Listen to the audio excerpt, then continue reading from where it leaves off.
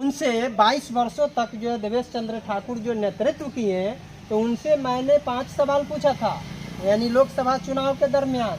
उन्होंने 2 सवाल का भी जवाब नहीं दिए और अकबका करके फील्ड छोड़ करके भाग गए। आखिरकार ऐसा क्यों?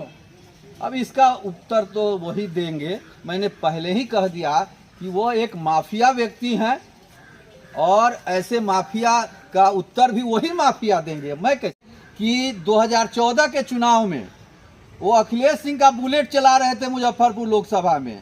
अखिलेश सिंह का बुलेट चलाए तो अखिलेश सिंह का उन्होंने भंटाधार कर दिया था। मैं दावे के साथ कह रहा हूं कि आज के बाद इस लोकसभा चुनाव में के बाद जिस प्रकार से उन्होंने कुशवाहा समाज को अपमानित किया, जिस प्रकार से उन्हें यादव समाज को अपमानित किया, मुझे लगता है कि ऐसे व्यक्ति का आशीर्वाद जिसको मिलेगा, अगर कुछ होना भी होगा तो कुछ नहीं होगा। और मेरा लक्ष्य स्पष्ट है कि माता जानकी के नाम पर एक कौशल विश्वविद्यालय की स्थापना करना, जिसमें पाश्चात्य और प्राच्य दोनों की पढ़ाई होगी। मदन मोहन मालवीय ने जिस टीम की स्थापना करके बीएचयू की स्थापना की थी, जिससे आज भारत में एक सर्वोच्च संस्था है, उसी प्रकार से माता जानकी के नाम पर हम एक सर्वोच्च संस्था की स्थापना करेंगे, जिससे तिरहुत के लोगों का विकास होगा। उत्तर बिहार का यह प्रमुख केंद्र है। सीतामढ़ी, शिवहर, वैशाली और मुजफ्फरपुर। सबसे बड़ी बात यह है कि हम सब लोग जानते हैं कि माता सीता की प्रकाट स्थली है, बुद्ध की कर्मभूमि है, महावीर जैन की जन्मभूमि है, लेकिन शैक्षणिक तौर पे यह क्षेत्र काफी पिछड़ा हुआ है। पॉकेट के व्यक्ति को जो तिरहुत से बाहर का व्यक्ति है, जिसे बिहार के सामाजिक सांस्कृतिक और तिरहुत के सामाजिक सांस्कृतिक और शैक्षणिक चीज़ों से कोई लेना देना नहीं है, ऐसे पॉकेट के व्यक्ति को वो यहाँ के उम्मीदवार बनाए। मेरा नाम जलेश्वर कुमार यादव है। आप देख रहे हैं सब तक न्यूज़, JKY की आवाज़ न्यूज़ चैनल को। न्यूज़ के अंत तक बने रहिएगा। अभी मेरे साथ जो शख्स को आप देख रहे हैं, इनका नाम मनोज कुमार वत्से है और ये जो है अभी सीतामढ़ी में पहुंच चुके हैं। आखिरकार सीतामढ़ी भ्रमण करने का इनका क्या मेन उद्देश्य है, मैं इनके मुखारबिंद से जो बातें निकल रही है आपको जानना चाह रहा हूं। सुनिए इनकी जुबानी क्या कहने जा रहे हैं। सर, सबसे पहले सब तक न्यूज़ JKY की आवाज़ न्यूज़ चैनल में हार्दिक स्वागत है। आपके चैनल के दर्शकों को अभिनंदन है, स्वागत है, बधाई। सेल्फ इंट्रोडक्शन हमारा ऑडियंस आपका जानना चाहे। मनोज कुमार वत्स नाम हुआ, बिहार विश्वविद्यालय में सीनेट के सदस्य हैं और तिरहुत स्नातक उपचुनाव के प्रत्याशी। सीतामढ़ी आने का मेन उद्देश्य क्या है? सीतामढ़ी आने का मुख्य उद्देश्य है कि यहाँ के शिक्षाविदों, स्नातकों, शिक्षित व्यक्तियों से, आम जनमानस से मिलने का है और अपनी बातों को रखने का। आखिरकार ये जो अभी जो स्नातक वाला जो वोटर जो बन रहा है, चुनाव होना है, कब किस माह में चुनाव होना है? चुनाव अमूमन दिसंबर के प्रथम सप्ताह में होना है। आपको लोग जो ग्रेजुएट लोग हैं आखिरकार वोट क्यों देगा? हमारा मुख्य उद्देश्य यह है कि उत्तर बिहार का यह प्रमुख केंद्र है। सीतामढ़ी, शिवहर, वैशाली और मुजफ्फरपुर। सबसे बड़ी बात यह है कि हम सब लोग जानते हैं कि माता सीता की प्रकाट स्थली है, बुद्ध की कर्मभूमि है, महावीर जैन की जन्मभूमि है, लेकिन शैक्षणिक तौर पे यह क्षेत्र काफ़ी पिछड़ा हुआ है। और हम लोगों का उद्देश्य है कि माता सीता के नाम पर कौशल विश्वविद्यालय की स्थापना करना और तिरहुत के स्नातक रोजगार देने वाले होंगे, रोजगार लेने वाले नहीं होंगे। यहाँ उद्यमशीलता को डेवलप करना है और सभी स्नातकों में एक स्वावलंबन की स्थिति पैदा करना है। यहाँ 22 वर्षों तक जो अभी सीतामढ़ी के वर्तमान सांसद है देवेश चंद्र ठाकुर, उन्होंने 22 वर्षों तक नेतृत्व किया है MLC के पद पर रह करके, और ग्रेजुएट जितने भी लोग हैं उन लोगों को तो ऐसा धक्का दिए हैं जो फिर उनके पास होश नहीं हो रहा है। आप उसकी कैसे भरपाई करेंगे? हमने कहा ना आपसे कि तिरहुत के स्नातक में उद्यमशीलता देना है, वो और शिक्षा का जो महत्व होता है कि स्वावलंबन होना, रोजगार का सृजन करना और साथ ही साथ शिक्षा के क्षेत्र में एक आमूलचूल परिवर्तन करना है। पूर्व में जो भी विधान पार्षद रहे हैं वह सिर्फ अपनी मर्यादा को तोड़ चुके हैं, उनकी भाषा भी संयमित नहीं है और तिरहुत के स्नातकों और शिक्षा के क्षेत्र में उन्होंने सिर्फ ठकुरसंकी का काम किया है। जो एमएलसी के प्रत्याशी के तौर पर आप अभी सीतामढ़ी के भ्रमण पर निकले हैं, आखिरकार जितने भी ग्रेजुएट लोग हैं, आपको जो वोट दे दे करके थक चुका है, यहाँ पर 22 वर्षों तक नेतृत्व किए देवेश चंद्र ठाकुर जी, जिन्होंने यानी इन क्षेत्र को इस तरह से धकेल दिए, जो ग्रेजुएट लोग नाम जुड़वाने से भागते दिख रहे हैं, आप उन ग्रेजुएट लोगों को कैसे आश्वस्त करिएगा जो ये संस्था, ये चीज़ हमारा ग्रेजुएट लोग खुल करके आपको वोट दे सके? देखिए, आपने जिनका नाम लिया, ये प्रश्न का उत्तर तो वही दे सकते हैं। आखिरकार उन्होंने क्यों नहीं कार्य किया?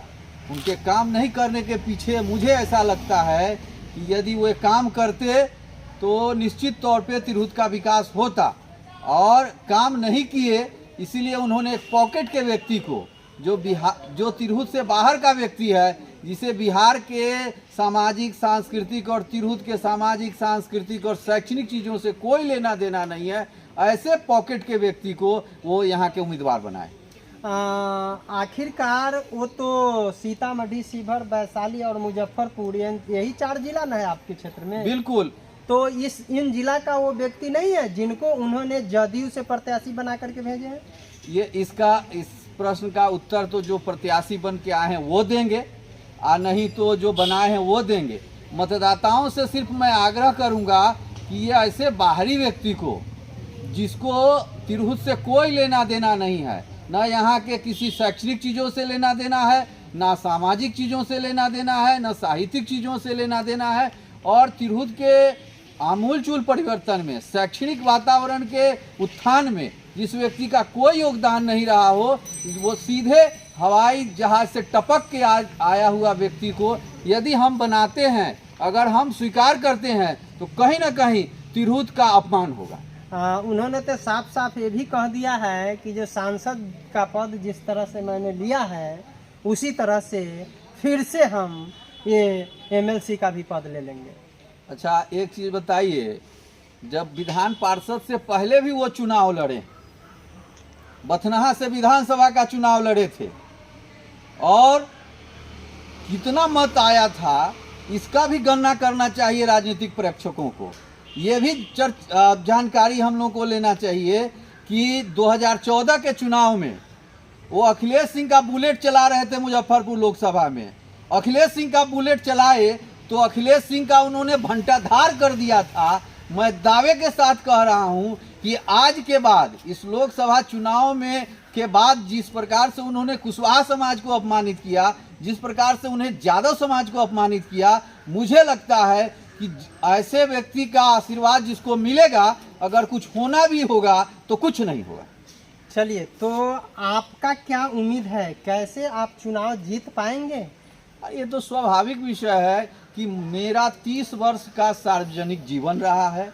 मैंने छात्र राजनीति से लेकर हमेशा शैक्षणिक, सांस्कृतिक, सामाजिक, साहित्यिक कार्य किया हूँ, और काफ़ी लोगों से मेरा व्यक्तिगत जुड़ाव है, और मैं वैचारिक व्यक्ति हूँ। एक ही विचारधारा में मैं काम किया हूँ, और न मेरे पास भटकाव है, और मेरा लक्ष्य स्पष्ट है कि माता जानकी के नाम पर एक कौशल विश्वविद्यालय की स्थापना करना, जिसमें पाश्चात्य और प्राच्य दोनों की पढ़ाई होगी। मदन मोहन मालवीय ने जिस टीम की स्थापना करके बीएचयू की स्थापना की थी, जिससे आज भारत में एक सर्वोच्च संस्था है, उसी प्रकार से माता जानकी के नाम पर हम एक सर्वोच्च संस्था की स्थापना करेंगे, जिससे तिरहुत के लोगों का विकास होगा, शैक्षणिक, सांस्कृतिक, सामाजिक और आर्थिक विकास होगा। एक तरफ जो है बीजेपी गठबंधन से जदयू के प्रत्याशी है, दूसरे तरफ महागठबंधन से यानी राजद के प्रत्याशी है मैदान में, और आपका जो है कौन सा गठबंधन है? अरे भाई भैया, मैं कह दूं कि ये सिंबल का चुनाव ही नहीं होता है। समर्थित तो है न प्रत्याशी। और कोई भी राजनीतिक दल चुनाव चिन्ह पे चलता है। जब यहाँ चुनाव चिन्ह ही नहीं है तो कोई समर्थित और गैर समर्थित कहाँ होता है। यह चुनाव ही दलगत निरपेक्ष चुनाव है। तो जब दलगत निरपेक्ष है, अगर दलगत होता तो चुनाव आयोग सिंबल देता। जब सिंबल ही नहीं दिया जा रहा है तो दल कहाँ से आता। उनसे 22 वर्षों तक जो देवेश चंद्र ठाकुर जो नेतृत्व किए, तो उनसे मैंने 5 सवाल पूछा था, यानी लोकसभा चुनाव के दरमियान। उन्होंने 2 सवाल का भी जवाब नहीं दिए और अकबका करके फील्ड छोड़ करके भाग गए। आखिरकार ऐसा क्यों? अब इसका उत्तर तो वही देंगे। मैंने पहले ही कह दिया कि वो एक माफिया व्यक्ति हैं और ऐसे माफिया का उत्तर भी वही माफिया देंगे, मैं कैसे दूं। चलिए, आप अगर चुनाव जीतते हैं एज ए निर्दलीय, तो इन तिरहुत क्षेत्र के स्नातकों के लिए क्या क्या 5 काम करेंगे, आप प्रमुखता से हमारे ऑडियंस को बताइए। मैंने आपको बताया, पहला कार्य मैं करूंगा कि माता जानकी के नाम पर कौशल विश्वविद्यालय की स्थापना होगी। सभी स्नातकों को निजी, सार्वजनिक अथवा उद्यमशीलता से हम जोड़ेंगे। तीसरी बात, यहाँ के जो पर्यटन केंद्र है उसको हम समृद्ध करेंगे। चौथा, कृषि को उद्योग से जोड़ेंगे, कृषि का वैल्यू एडिशन करेंगे। और पांचवा, शिक्षकों का, चाहे वो सरकारी शिक्षक हो या निजी शिक्षक हो, उनका स्वावलंबन, उनका स्वाभिमान जगाएंगे। आपने तो गवर्नमेंट बॉडी वाले के लिए बोल दिए, लेकिन एज ए मान लीजिए मैं एक ग्रेजुएट आदमी हूँ और हमारे लिए हमको अभी नौकरी नहीं मिली है, इसके लिए आप क्या करेंगे? मैंने कहा ना कि उद्यमी बनाएंगे और कौशल विश्वविद्यालय नौकरी में कहाँ तक सहयोग होगा? नौकरी तो मैंने कहा ना कि निजी और सार्वजनिक में उनका मैं एक डेटाबेस बनाऊंगा कि कौन सरकारी सेवा में जाना चाहते हैं, कौन निजी सेवा में जाना चाहते हैं, कौन उद्यमी बनना चाहते हैं। उस डेटाबेस के आधार पर जो जैसा रिक्वायरमेंट कहेंगे उन्हें भारत के नवरत्न कंपनियों से लेकर के और निजी क्षेत्र में भी उनका हम प्लेसमेंट कराएंगे और जो उद्यमी बनना चाहेंगे उनको उद्यमी भी बनाएंगे। चलिए, संदेश बताइए लास्ट, तिरहुत में जितने भी लोग निवास कर रहे हैं उन लोगों के लिए, आप अपने वोटरों के लिए और इस बिहार के लिए, इस हिंदुस्तान के लिए। तिरहुत रोजगार लेने वाला नहीं, रोजगार देने वाला होगा और विश्व के मानस पटल पर, चूंकि विश्व का सबसे उर्वर भूमि तिरहुत की जमीन है, विश्व के मानस पटल पर तिरहुत आगे रहेगा। जी, तो आप देख रहे थे यानी सब तक न्यूज JKY की आवाज़ न्यूज चैनल को, और हमारे साथ MLC के जो है भावी प्रत्याशी मनोज कुमार वत्स जी, यानी अपनी बात को प्रमुखता से रखे हैं। आप इनकी बात को 100% ग्राउंड लेवल तक पूरी तरह से पहुंचाने की कोशिश करिए और न्यूज को लाइक कमेंट करते हुए आगे की ओर शेयर कर दीजिए। और इनके द्वारा जो बातें बताई गई है, कहाँ तक सत्यता इन्होंने बताए हैं, हमारे कमेंट बॉक्स में आप बताएंगे। हम नेक्स्ट बातों से आपको नेक्स्ट एपिसोड में अवगत कराएंगे। अब तक के लिए जय हिंद।